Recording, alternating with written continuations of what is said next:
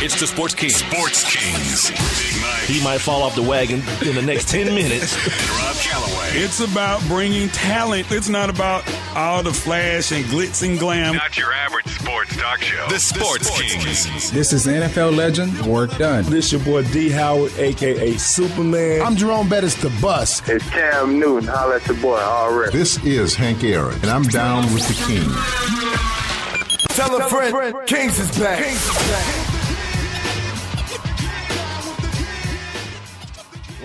Welcome into a Tuesday edition of Sports Kings Live with Big Mike and Rob Calloway. Welcome, everybody. We are being heard via Spreaker.com. You guys can also make sure you get the Spreaker app for your Windows, Android, Apple device, whatever your mobile situation may be, so you can be involved in the show. Oh, speaking of being involved in the show, make sure you guys join the chat room. You can do so by following us on Spreaker, as well as my guy Rob Calloway will be tweeting out the link to the chat room as well. The Twitter account, the Instagram account, the Facebook account, all three the same, at Sports Kings Live. So you guys make sure you give us a follow, likes, and all those good things. You guys can also email the show, sportskingslive@gmail.com. Light day today. We got some basketball tonight. Game number 3. Holy crap. Not 2. Well, we getting our followers up. Hey, we working, ain't we? What you mean? We getting our followers up on Spreaker. Look at that. Yeah, I'm not bragging about Look that. at that, boy. I'm just saying. Yeah. We went from 11 to 31. Look at us. Did we? You got 31 now? Yeah. Well, something. Quick. They said we had 17 yesterday when we went off. I didn't even know that. Well, thank you guys. Appreciate you guys for following us. Hopefully you guys are enjoying a little. Probably because you yelled at me yesterday. See, that's what happened. I got yelled at yesterday because apparently I disrespected Rob's homeboy, an Australian white guy named Matthew Dellavedova. Got yelled at, and now everybody like, yeah, about time somebody told that fool to shut his ass up. All right, it's done. Done and done. You guys happy now? It's happening. Damn. Yeah. So good for you, Rob. And, yeah, now they're like, now we can finally follow the show. Damn blowhard. Somebody finally put him in his damn place. He don't know nothing. I know. I know, dude. I know how it works. It's cool. Got all your soldiers with you. I'm all right. I know when to back down. You know what I mean? That's Coop and the bullets. Coop and the bullets. That guy. Now I'm forced to. I have to meet this dude in person now because now that's my dude, and we have like this quasi love-hate relationship as far as sports because it goes back to the NCAA tournament when where did you go to school? Howard, Hampton? Which one of those schools? He went Hampton. Yeah, the Bison, or was it the Bison? Is that right? Yeah, close enough. Whatever. Howard and the Bison. Hampton and the Pirates. Whatever. Same thing, I guess. And he said something about same thing. Yeah, he said something about them beating Kentucky, and then it kind of went from there. And now that's my dude. See, funny how things just evolved. Yeah, doing work for the dude, making money off of him, all kind of good stuff going on around here. Yeah, support black business, by the way. I don't know what the hell that even means. Oh, look. On cue, the Pirates. Any damn way. Yeah, Pirates, Bison, whatever. It's all the same thing. Like Koo don't know about me. It's like all black colleges is just one big college to me. It's just one big school. So it's like, I don't know if you went to Albany, Fort Valley, it's all the same thing. I don't know. Ask Carl. Those two are the same. See, even Rob knows. Yeah, Alabama A&M, Alabama State. I don't know. Those are not the same. Yeah, now it's not right. Now it's different because it's your alma mater. Now all of a sudden, don't disrespect N-word. Now I become an N-word because it's his alma mater. Any damn way. Let's set this show up and let's get this show on the road. As usual, we got on this day. Pretty, it's going to be some pretty lighthearted things involved on this day today, which is good. Yesterday's show got kind of heavy. It did. And I thought about it afterwards, and I was like, damn, 2 days in a row. But I can't stop the world from happening. Like, when bad stuff happens in the world, it kind of affects me. The older I get, it just kind of affects me a little bit more. But anyway, talked about, the games, the finals, and I knotted up 1-1.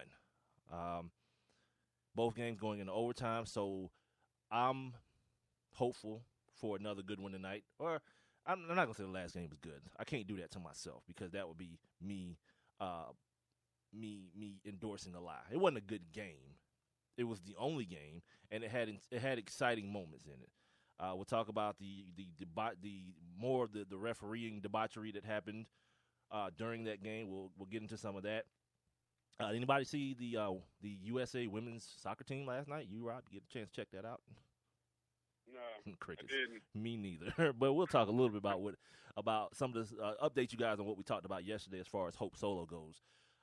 What I did get a chance to check out, though, I saw the Bravos get it on last night. Didn't even realize, man, the Braves West were in town last night. The San Diego Padres. If you're not a Braves fan or follower of the Braves, you don't understand what I'm saying. But the fact that both Upton boys and Craig Kimbrell were jettisoned to San Diego in the offseason, and they were back in town yesterday. We're only going to see them do 2 times. Well, no, we're only going to see them once in Atlanta, I should say. But the team, the team will see them twice.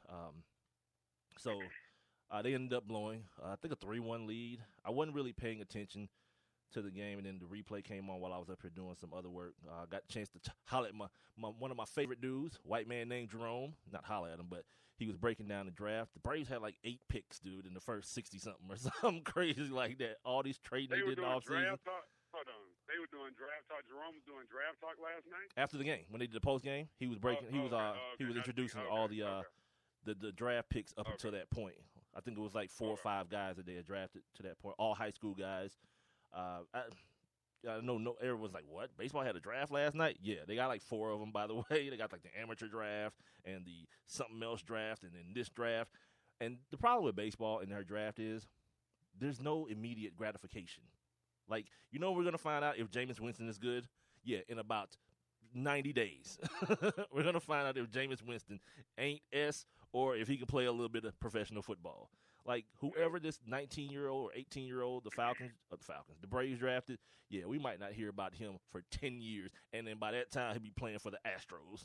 You know what I mean? That's how baseball draft goes. Yeah, because that happens. Yeah, they draft a dude, comes up in the farm system, and it's like, yeah, he's a commodity. Let's get a bat for him. Now, look, you're not even a big baseball fan, but I'm going to ask you to see if you remember this. The Braves drafted this kid. I wouldn't say he was 16. The answer is no. He lived in Australia. His name was Wonderful Munn. Oh yeah, I remember the name, but I don't remember the circumstances. Yeah, that's what I was about to say. But you remember the name. Yeah. And I don't know whatever happened to this dude. They talked about him being in that minor league system. They talked about that for years. Yeah, there's a million of those dudes, and we'll never hear about them. Yeah, then it was like one day it was like, I guess he wasn't so wonderful. Think about it. For every Mike Trout, for every for every Chris Bryant, for every what's Clown Question Bro? What's his name? Who? No, the dude. That's a Clown Question Bro. The kid in Washington, Bryce Harper. Oh, the natural. Yeah, Bryce Harper. Like for every one of those dudes, it's like 100 that are just toiling in AA ball. You know what I mean?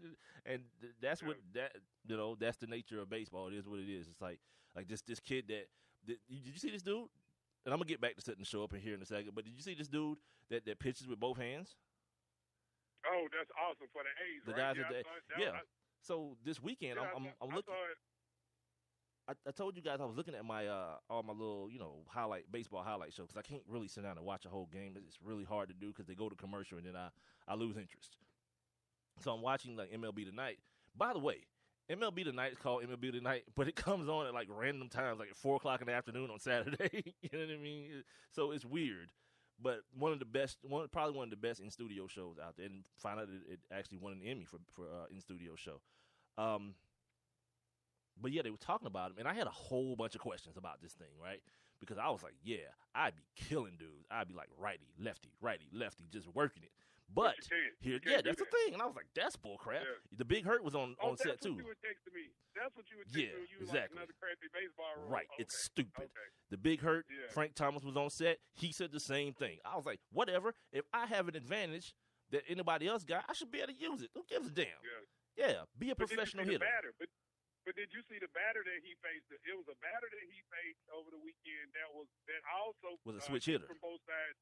Yeah, and it was like, dude, he could keep switching if he wanted to. It was a couple times that he walked over to the other side and he kept stepping out. Well, no. What happened was he hadn't gotten in the box yet. I don't think you can do it as a batter either. Oh, okay. He wasn't in the box yet. What happened was the kid. What's his name? His name is Venditti or something like that. Venditti. Or something crazy like that. No, what happened was because they actually interviewed him. Pat Venditti is his name.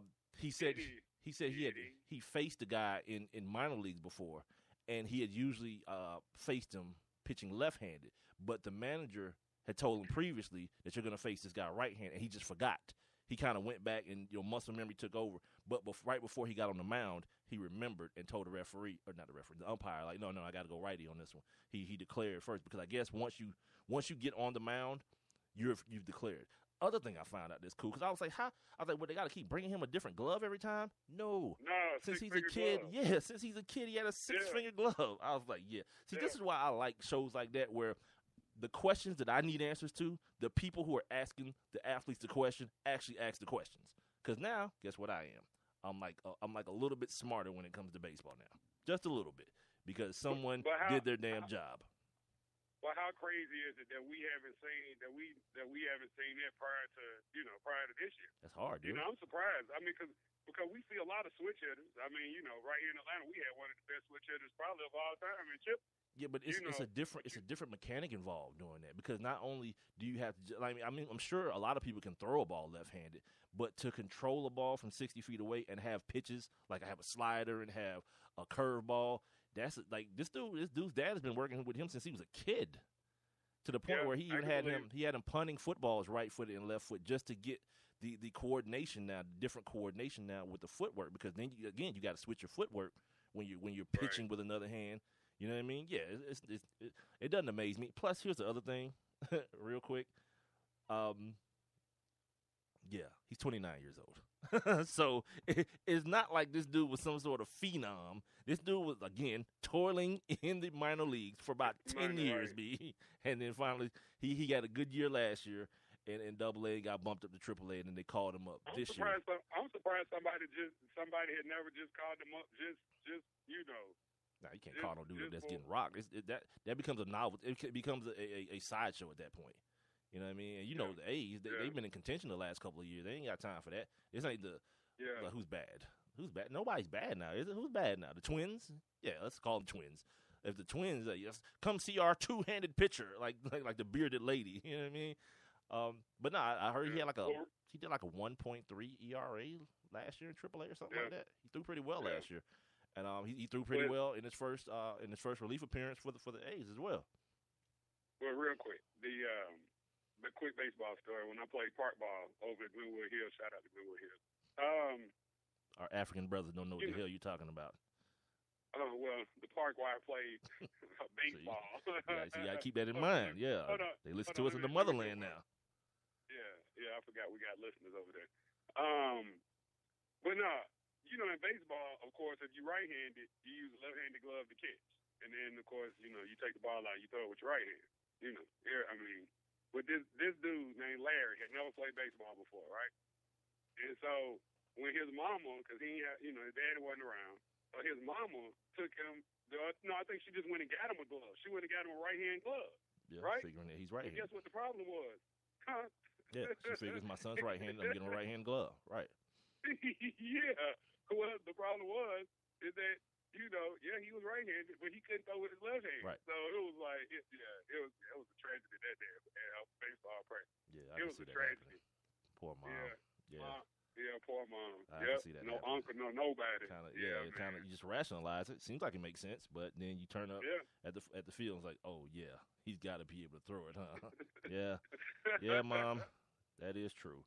Where was I? So yeah, we'll talk about the basketball game. That Venditti thing's probably been on my on my notes from like Friday, and here we are on Tuesday. That's what today is going to be. It's going to be like try to wipe out these notes today because I keep bumping stuff over and over and over, and then Luckily, the stuff that I'm bumping is not really time sensitive, so we can still have conversations.